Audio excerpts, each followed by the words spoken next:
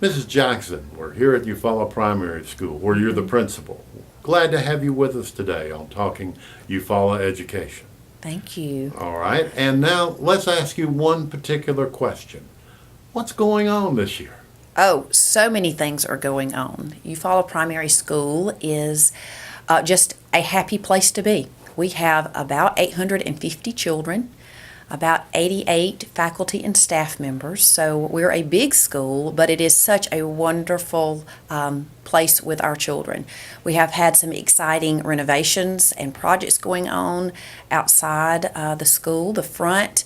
We got some trees were taken down. We had new landscaping across the front. We have a new indoor play area, also called a gym, that's almost complete. We're about 2 weeks away from that.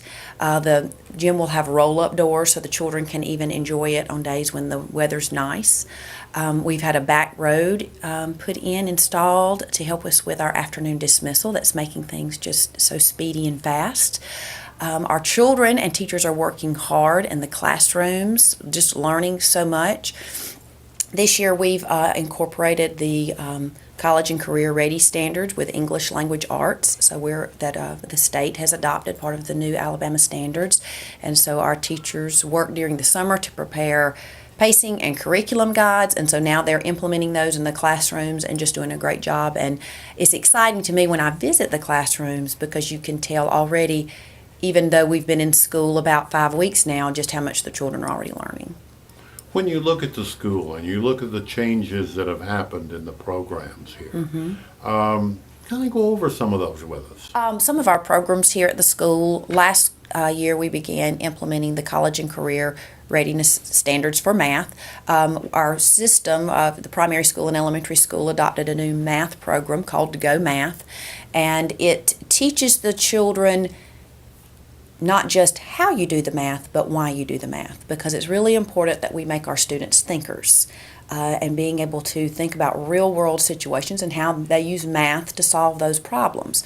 So we're continuing with Go Math, and it's interesting this year because the children who are in first and second have already had a year of that curriculum, and then also the standards. When you go into their classrooms, you really see a difference in their thinking and being able to think more critically, use manipulatives, hands-on items where they're showing their math work. And then, of course, I mentioned the English language art standards that we're incorporating. We have a big emphasis on teaching children comprehension strategies and knowing the vocabulary terminology to use in their lessons, and then connecting that also to writing, because we know if children can read it, they should also be able to think it, and they should be able to write it, and all of those pieces should come together. When you look at the way that technology and information doubles in just a few years, you've got to be challenged as an educator and a leader to meet those demands. How do you prepare your teachers and yourself to meet these demands? Well, over the past several years, we have used our Title I funds to purchase technology hardware items for the classrooms. Pretty much every classroom in our school has an interactive smart board where the children and teachers are able to manipulate the lesson on the board. And so they have lessons available through Go Math that they use the boards for. Also, the teachers create activities where the students can manipulate words and sort them and all kinds of things. As far as just language arts lessons, they go on to the web and find resources with Google Images, YouTube videos that are appropriate to science and social studies topics. And then also for me, when I'm leading a faculty meeting, then I try to incorporate presentations and ideas, have teachers share different kind of technological ideas that they're using in their rooms, because that's how we learn best. We learn best from each other. One faculty meeting in the springtime, we had just a technology share and show, and teachers met grade levels in classrooms, and they just took turns showing each other on the interactive whiteboards. Well, this is something I'm doing with my class, and teachers loved it because they were getting ideas from each other. When you look at the many programs that are now available at this age, in fact, let's define something for a minute. What is the age range of your students? We have 4-year-olds beginning in pre-K up to second graders who are 7. Some will turn 8 before the end of the school year. So, I mean, 4 to 7-year-olds. We have little kids. Oh, yes. And you've got all of this technology being used, and they're becoming familiar with Right. it. Hearing reports back as they go up in the grades, are you seeing that this is helping them in advanced grades? Well, you just think about the children now. The children now are growing up with technology, and it's just a part of their everyday world. With smartphones, iPads, tablets that they might even use at home personally, they latch onto it and are able to work with it even more easily sometimes than teachers are. Sometimes teachers can even learn things from children. Our pre-K program actually has an iPad lab where the classes have iPads, and the teachers are using the iPads with the children to learn letters, sounds, math kind of information. And we've scheduled a professional development, some sessions coming up with Technology in Motion out of Auburn University, and they're going to be sharing some things with the teachers, even with the iPads, of even instructional components that can be that can happen with that. I know one of the things that some people that are older, that are parents, they get into the idea, well, you're going to give these students iPads, you're going to give them computer access, but there's a lot of protections on that to where they can't get into things they shouldn't get into. And I think you ought to talk something about that. Yes, we do. Our system has a firewall of sorts that keeps the students away from any sites that would be dangerous. Of course, any time that we have children using the computer or the iPads, it's a structured environment where the children are logged on to what the teachers have set for them to be logged on to, whether it be in the computer lab or the classroom. It's not that we allow children to just log on to the web and search out any sites they want to go to. And we always tell teachers, and when they're doing their planning, the planning piece is so critical, because if you're going online to search for a YouTube video for a science and social studies standard, it's always important to preview that ahead of time so you know what the full video has, so that you're not surprised by anything that you would be showing your students. You've had a special program here at the school. We'll talk about that a little bit. Yes, yesterday we actually had a special visitor. We had Congressman Martha Roby visit our school. She was here with the purpose of seeing our pre-K program, because we are known for having quality pre-K.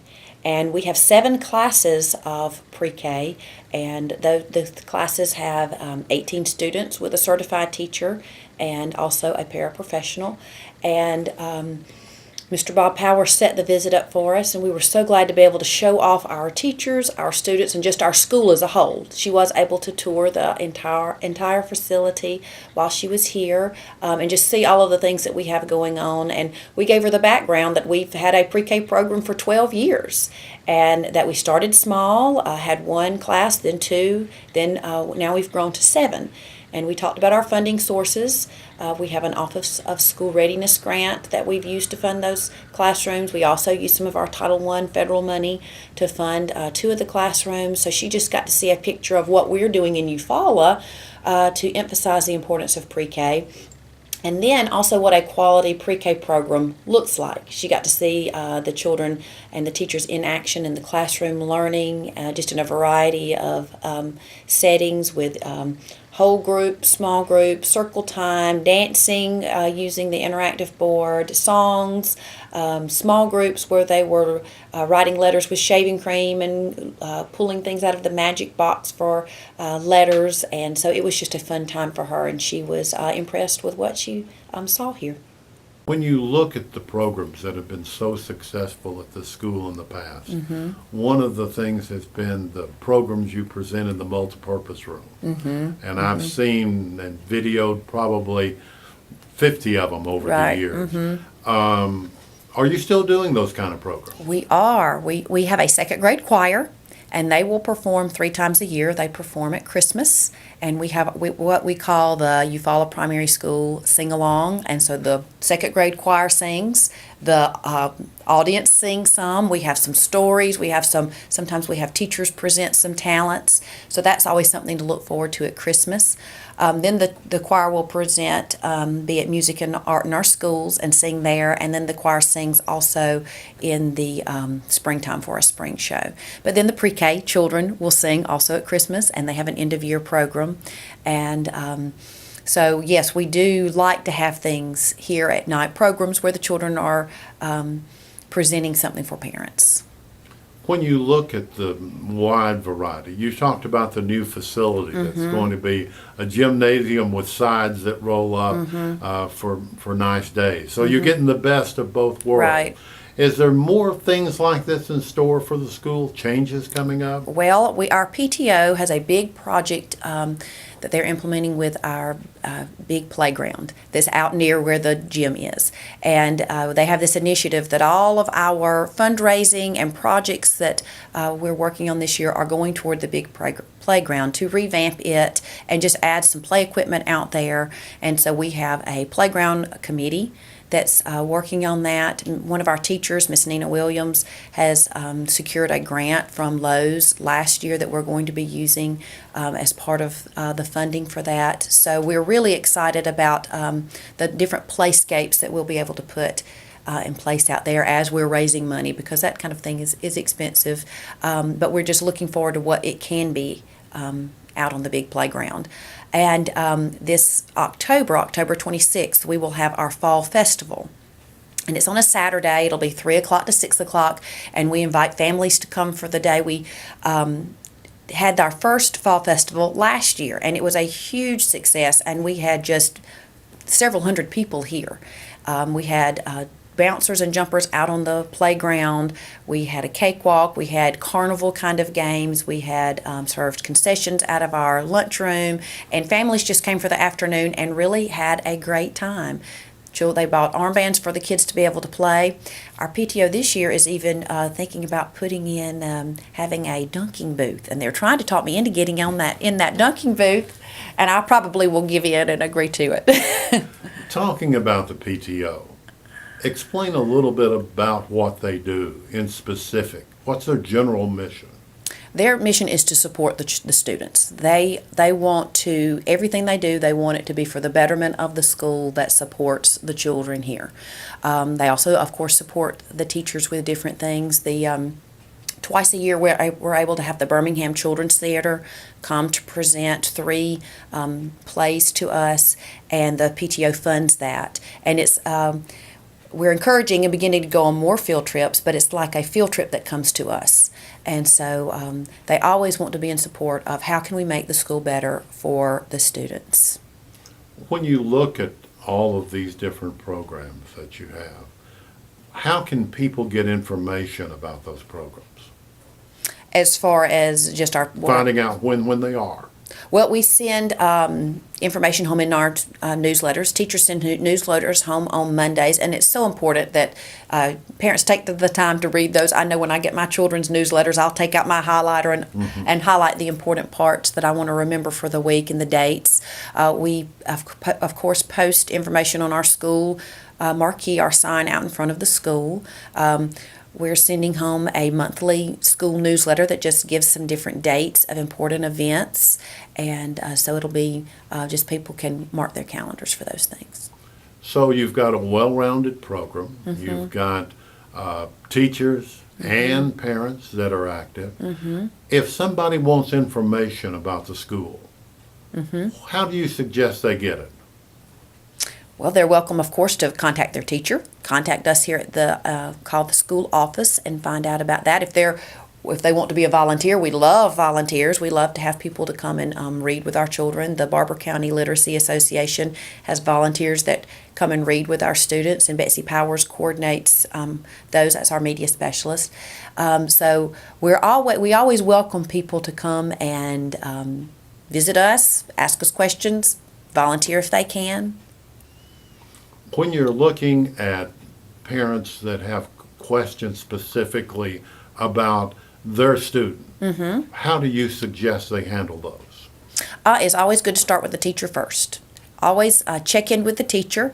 Every teacher, of course, has email if the parents have access to that. Of course, an old-fashioned, just a note back to the teacher also works.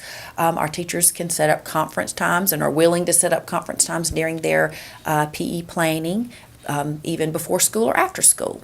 So our teachers are always quite open to communicate with parents and meet with them and talk with them as needed. One of the things that we probably should encourage parents to do, please contact the teacher before they come to your office. Right. I am happy to talk with parents anytime. Always glad to talk with parents. But it is helpful if they've asked the teacher any specific questions first, because they're the ones in the classroom that know the children, know the situation, know all of the specifics about what the parent's going to need to know. But yes, I'm always happy to talk with parents, but I usually direct them to, okay, have you checked with the teacher first? Thank you very much. And Yes, we've thank enjoyed you. this tour of this facility. Yes, thank you.